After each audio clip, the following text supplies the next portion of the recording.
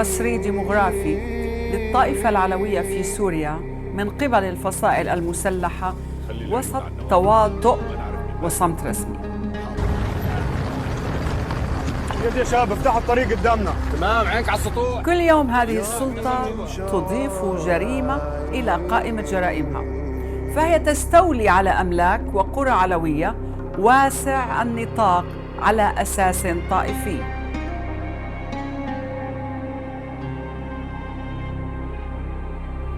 من ضمن 300 قرية 54 قرية في ريف حمص هجرت تهجيراً قسرياً، والبعض من تلك القرى غيرت أسمائها وسكانها بالكامل من غير أي رادع أمني.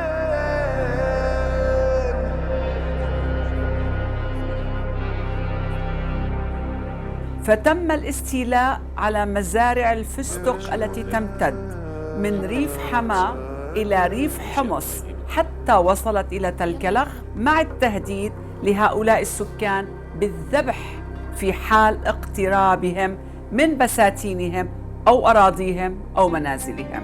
تعاونت هذه الحكومة الساقطة مع شركات عقارية في إدلب بما يسمى الحزمة الاقتصادية، حيث وزعت الحصص كالتالي: 60% للأمن الحامي البلد يعني السلطة الحالية، و40% للمهجر القادمين من الصحراء ودير الزور ليحلوا محل السكان الأصليين العلويين في تلك القرى.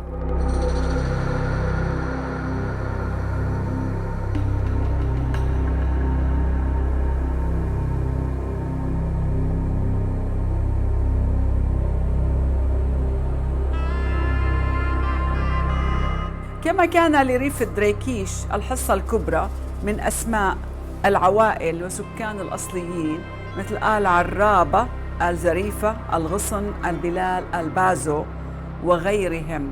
شاهد عيان من قرية كفر عقيد الواقعة في سهل الغاب في ريف حماة واسمه نبيل في حديثه إلى الأخبار: أصبحنا نازحين من دون سابق إنذار ولا نملك أي شيء. تحملنا طيلة الأشهر الماضية كل المضايقات والقتل والسرقة وإطلاق النار العشوائي لأنه لا مجال لدينا لترك أرزاقنا، ومع ذلك أجبرونا على الخروج بملابسنا فقط، وتركنا ما تبقى من حياتنا وحيواناتنا وأموالنا وأثاث منازلنا. ويضيف الرجل أن القرية باتت فارغة تماماً من سكانها الأصليين، لافتاً إلى أن بعضهم غادروا بسبب الأوضاع الأمنية والاعتداءات الممنهجة، والبعض الآخر طردوا مع تهديدهم ارحلوا من غير رجعة. المشهد نفسه كان قد تجلى في قرية العزيزية، آخر القرى العلوية في سهل الغاب الوسطاني، التي بدأ منها التمهيد لعملية التهجير القسري للسكان بعد سقوط النظام السابق مباشرة، ولم يتبقى فيها اليوم أكثر من أهلها.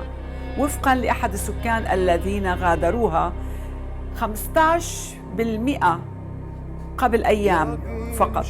ويقول الرجل في حديثه إلى الأخبار أن الانتهاكات بحق العلويين من أهالي القرية بدأت بقتلهم وإهانتهم والتعدي على أملاكهم وحياتهم، ناهيك عن عودة الإيغور إلى الساحل والاستيلاء على جبل الشعرة المطل على الغاب وبعض القرى المجاورة له.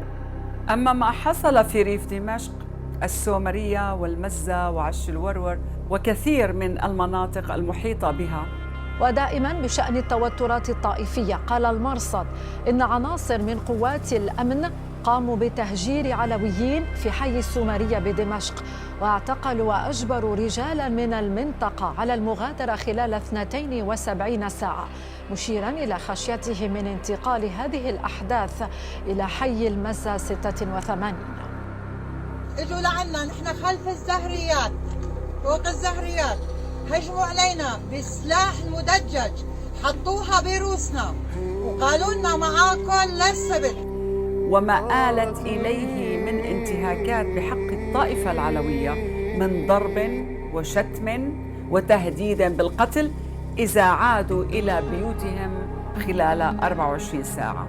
اليوم أكتوبر 11 2025 أصيب عدد كبير من السكان من المكون العلوي بتسمم نتيجة المياه التي اشتراها من صهريج متجول في منطقتهم تابع للأمن العام بعد انقطاع المياه عن تلك المنطقة لمدة 3 أيام عن عمد. كيف تقرؤون دلالة الاستيلاء على عدد من المنازل والممتلكات العائدة طبعا لعائلات من الطائفة العلوية في غياب أي إجراء قانوني أو توضيح رسمي من قبل السلطات؟ تفضل.